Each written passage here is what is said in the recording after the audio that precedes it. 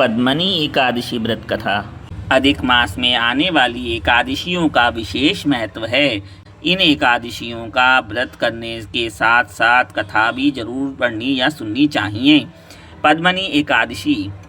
अर्जुन ने भगवान श्री कृष्ण से कहा कि आप पुरुषोत्तम मास के शुक्ल पक्ष में पड़ने वाली एकादशियों के बारे में बताएं। श्री कृष्ण भगवान बोले, हे पार्थ, अधिक मास की एकादशी पुण्यों को देने वाली इस एकादशी का नाम पद्मनी है। इस एकादशी के व्रत से श्री विष्णु लोक की प्राप्ति होती है। पद्मनी एकादशी की व्रत कथा। त्रेता युग के समय महिष्मतीपुरी राज्य में एक कार्तवीर्य नाम का राजा था। राजा की अनेक रानियां थीं, लेकिन उन सभी में से किसी को भी पुत्र नहीं था जो कि राजा का राज्य संभाल सके।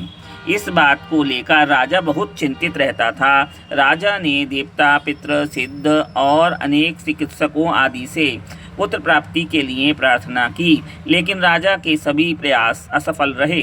उसके बाद राजा ने निर्णय लिया कि वह तपस्या करेगा। राजा तपस्या के लिए जा रहे थे तो उनके साथ उनकी परम प्रिय रानी, जो इक्ष्वाकु वंश के राजा हरिश्चंद्र की पद्मनी नाम की कन्या थी, राजा के साथ वन में गई। वन में दोनों गंधमादन पर्वत पर तपस्या करने लगे। राजा ने उस पर्वत पर 10,000 साल तक तप किया, फिर भी उन्हें पुत्र की प्राप्ति नहीं हुई।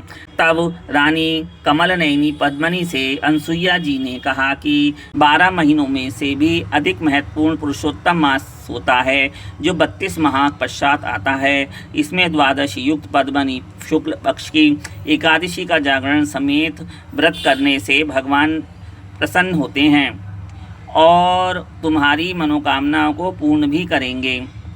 रानी पद्मनी ने पुत्र की कामना करके पद्मनी एकादशी का व्रत और जागरण किया।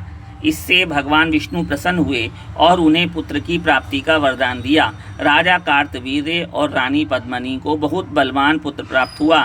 तीनों लोकों में भगवान के सिवा उसको जीतने का सामर्थ्य किसी में नहीं था। जो व्यक्ति पुरुषोत्तम मास, मल मास, अधिक मास या लौंद के महीने के शुक्ल पक्ष की एकादशी का व्रत करता है और कथा का पाठ करता है या सुनता है, उन पर भगवान विष्णु की कृपा बनी रहती है और उन्हें विष्णु लोक की प्राप्ति होती है। जय जय श्री कृष्ण। एकादशी माता की जय हो।